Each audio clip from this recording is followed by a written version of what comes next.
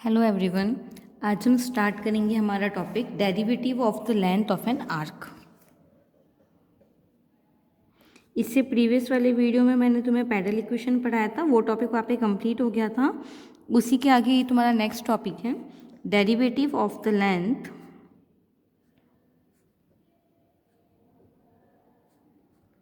Of an arc. ठीक है, तो देखो इसमें कुछ फॉर्मूलेज है, वो मैं एक बार लिखवा देती हूँ, वो तुम्हें याद करने पड़ेंगे। उसी फॉर्मूले पे बेस्ड तुम्हारे बाकी सारे क्वेश्चंस हैं। ठीक है, तो सबसे पहला derivative of a length of an arc in a Cartesian equation. ठीक है, ये कार्टेशियन प्लेन। सबसे पहले हमें क्या गिवन है, कार्टेशियन इक्वेशन गिवन है। कार्टेशियन इक्वेशन मुझे क्या गिवन है, y equal to f of x. ठीक है, इस केस में तुम्हारा जो लेंथ ऑफ आर्क है ना ds, वो मेरा क्या हो जाएगा, ds by d x equal to under root 1 plus d y by d x का स्क्वायर। ठीक है, सेकेंड इसी में रिमार्क करके लिख देना, अगर मेरा जो मेरा कार्टेशियन प्लेन है उसमें जो कर्व है उसकी इक्वेशन मुझे कैसे गिवन है, x equal to function of y। इस केस में मेरा जो लेंथ है वो क्या हो जाएगी, d s by d y equal to under root 1 plus d x by d y square. Clear है यहाँ तक? यानी जिसका फंक्शन हमें गिवन है उसके रेस्पेक्ट में हम लोग डिफ्रेंशिएट करते हैं। यहाँ तक क्लियर है? सेकेंड चीज, अगर हमारा क्या हो, कर्व मुझे as a function of t given हो, एक्स और वाई दोनों गिवन हो as a function of t, इस केस में मेरा d s by d t क्या हो जाएगा, under root d x by d t square plus d y by d t square. Clear है यहाँ तक? अगेन जैसे कि तुम्हें ये एक ट्रायंगल गिवन है, ठीक है, ये तुम्हारा एंगल हो गया, ये d x d s and d y. तो इस केस में देखो तुम्हारा जो कॉस फाई है, कॉस फाई तुम्हारा क्या हो जाएगा, बेस अपॉन हाइपोटेनियस यानी d x upon d s, है ना। साइन फाई तुम्हारा क्या हो जाएगा, ये हो जाएगा तुम्हारा परपेंडिकुलर अपॉन, ये तुम्हारा परपेंडिकुलर लाइन है, अपॉन हाइपोटेनियस, है ना। तो ये हो जाएगा d s upon d y upon d s. तो इस केस में तुम्हारा d x by d s square plus d y by d s square equal to 1 हो जाएगा। क्यों? क्योंकि देखो cos square theta plus sine square theta equal to 1 वाला फॉर्म लगेगा यहाँ पे। ये चीज़ क्लियर है? ये तो हुआ तुम्हारा अगर कार्टेशियन इक्वेशन गिवन हो। अगर तुम्हें पोलर इक्वेशन गिवन हो देन सेकेंड केस क्या है, पोलर इक्वेशन। ये सारे ही तुम्हारे लेंथ ऑफ आर्क निकालने के फॉर्मूलेज है ना। फिर हमें निकालना है पोलर इक्वेशन। पोलर इक्वेशन यानी r equal to function of theta के फॉर्म में इक्वेशन गिवन है। इस केस में तुम्हारा लेंथ ऑफ आर्क यानी d s by d theta क्या हो जाएगा, under root r square plus d r by d theta square. Clear है यहाँ तक? इसमें भी कंडीशन क्या है, इफ कर्व थीटा के है यानी फंक्शन ऑफ आर के फॉर्म में गिवन है, देन तुम्हारा लेंथ ऑफ आर क्या हो जाएगा, d s by d r equal to under root 1 plus r square d theta by d r square. ठीक है, अगेन सेम चीज़ है, ये वाला ट्राइंगल बना लो वापस। ये तुम्हारा एंगल है फाई, ये तुम्हारा हो जाएगा डी आर पोजिशन वेक्टर, ये are d theta and D s. तो तुम्हारा साइन फाई देखो क्या हो जाएगा, are d theta by d S. ठीक है, और तुम्हारा कॉस फाई क्या हो जाएगा, d r by d S.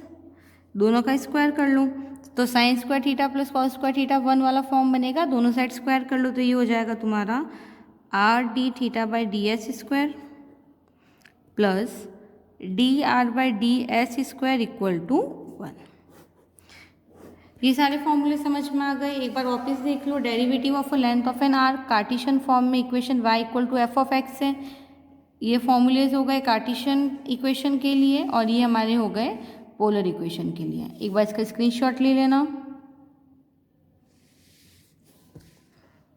Clear है यहाँ तक? अब हम इससे रिलेटेड कुछ क्वेश्चंस करते हैं ताकि हमें पता चलेगा कि हमें ये फॉर्मूले कैसे यूज़ करना है। क्लियर है?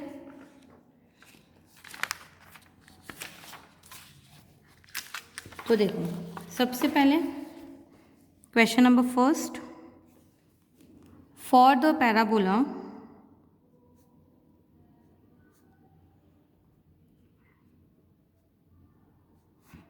y square equal to 4ax, ठीक है, prove that ds upon dx equal to under root a plus x upon x. Clear है यहाँ तक? यानी किसी भी parabola y square equal to 4ax के लिए हमें प्रूव करना है that ds by d x equal to a plus x by x. ये देखो, ये मेरा लेंथ ऑफ आर्क है, ठीक है। Solution, given equation of parabola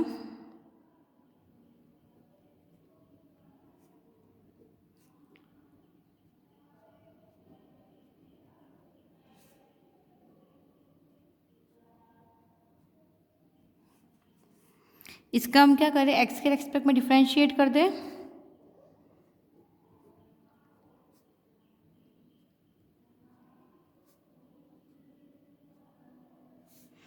तो ये तुम्हारा क्या हो जाएगा, देखो डिफ्रेंशिएट कर लो तो ये 2 आगे आ जाएगा, यानी 2y dy equal to 4a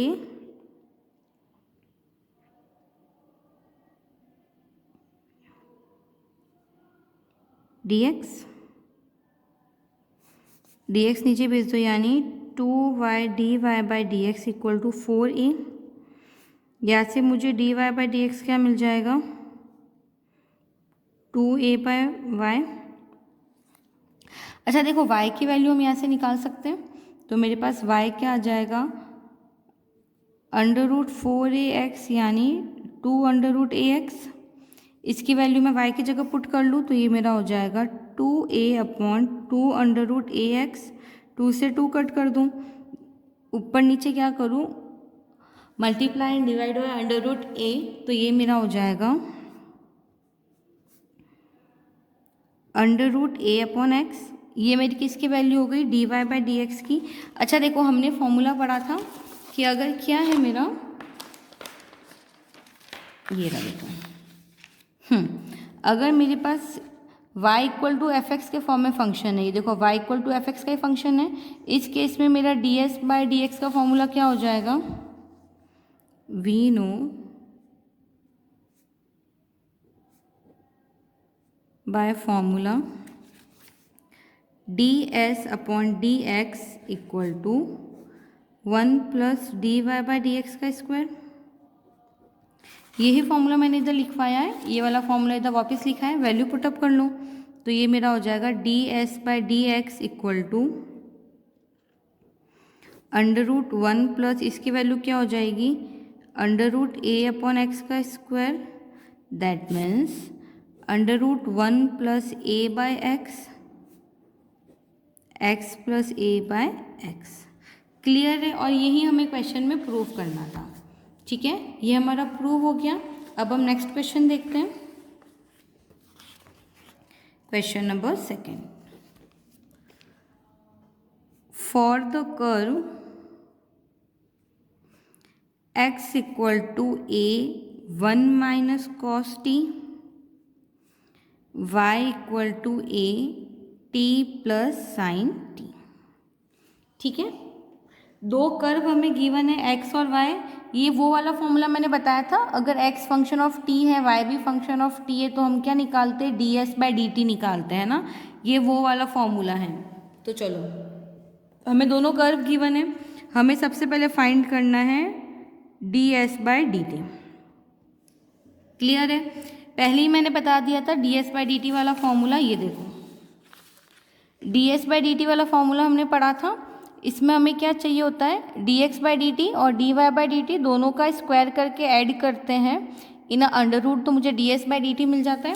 तो चलो सबसे पहले हम क्या करें, हमें x गिवन है, given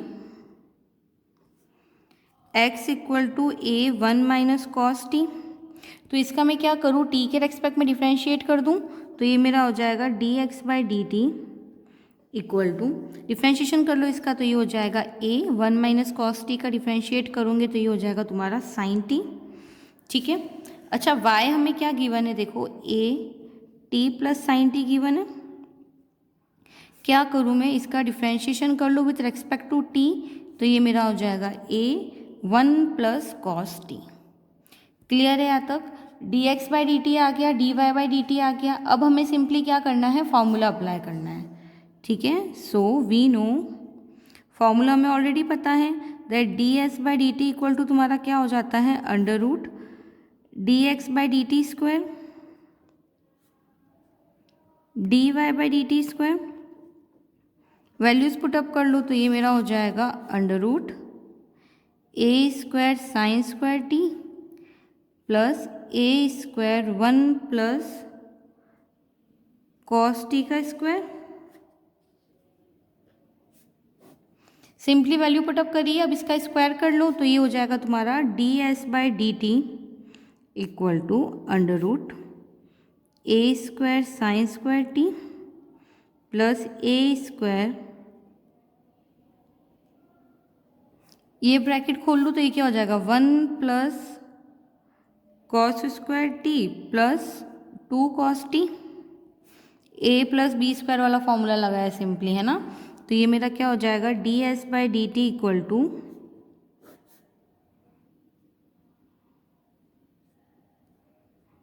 a square plus a square cos square t plus 2a square cos T.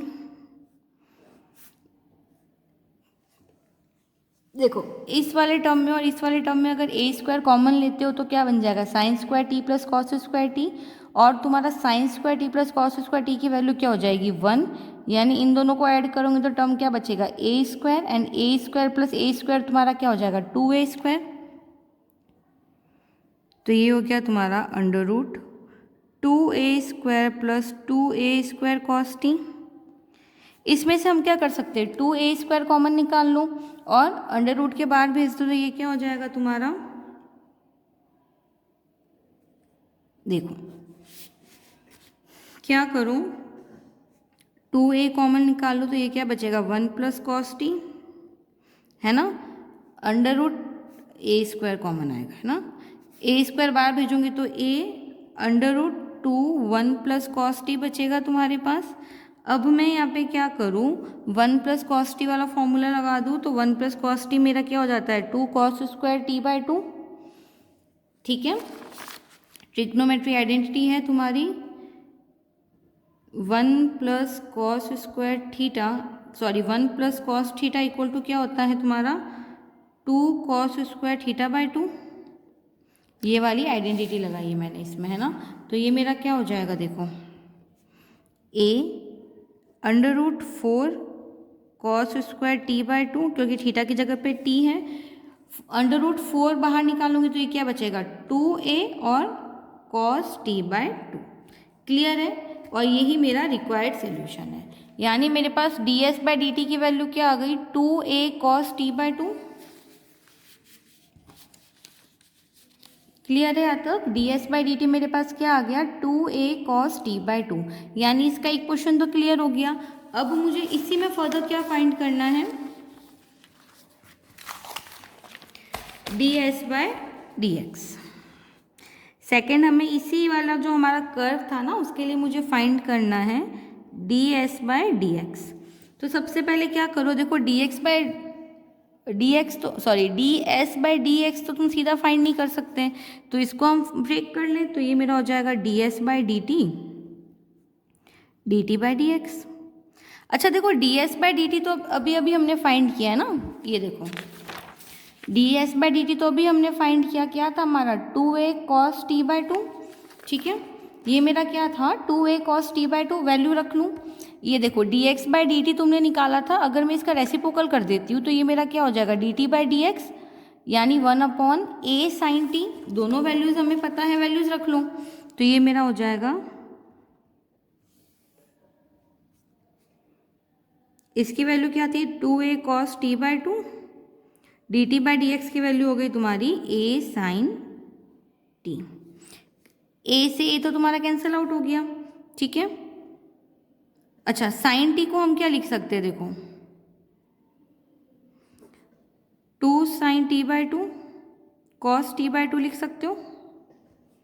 Formula होता है ना साइन थीटा इक्वल टू क्या होता है 2 sine theta by 2 cos theta by 2, वो वाला फॉर्मूला लगा लूंगी।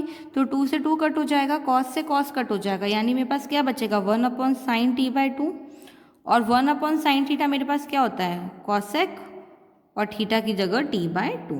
क्लियर है आंसर, क्लियर है ये, यानी d s by d x मेरे पास क्या हो जाएगा कॉसेक्स टी बाई 2। अब हमें इसमें क्या फाइंड करना है d s by d y. इसके लिए भी हम सेम करेंगे, सेम प्रोसेस करेंगे, इसको लिमिट इस डिफ्रेंशिएशन को हम चेन रूल से कर लेंगे। तो ये मेरा हो जाएगा d s by D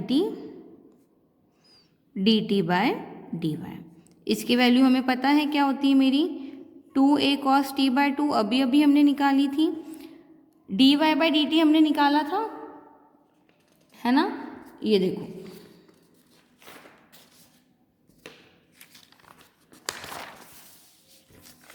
D y by d t निकाला था, तो d t by d y के लिए इसका रेसिप्रोकल हो जाएगा, यानी a1 plus cos T reciprocal में आ जाएगा।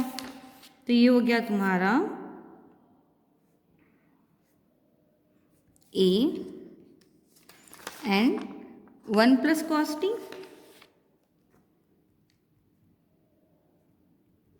a से a कैंसिल आउट हो गया, ये बचा तुम्हारे पास 2 कॉस टी बाई 2। अच्छा, 1 प्लस कॉस टी को हम क्या लिख सकते हैं 2 कॉस स्क्वायर टी बाई 2 लिख सकते हो। अभी अभी इससे पहले वाले क्वेश्चन में बताया था 2 से 2 कट हो गया, एक कॉस से एक कॉस कट हो जाएगा, यानी क्या बचेगा सिर्फ कॉस टी बाई 2, और कॉस टी बाई 2 को हम क्या लिख सकते हैं सेक टी बाई 2। तीनों क्वेश्चन क्लियर हो गए अच्छे से, क्लियर है यहाँ तक। अब हम नेक्स्ट क्वेश्चन करेंगे।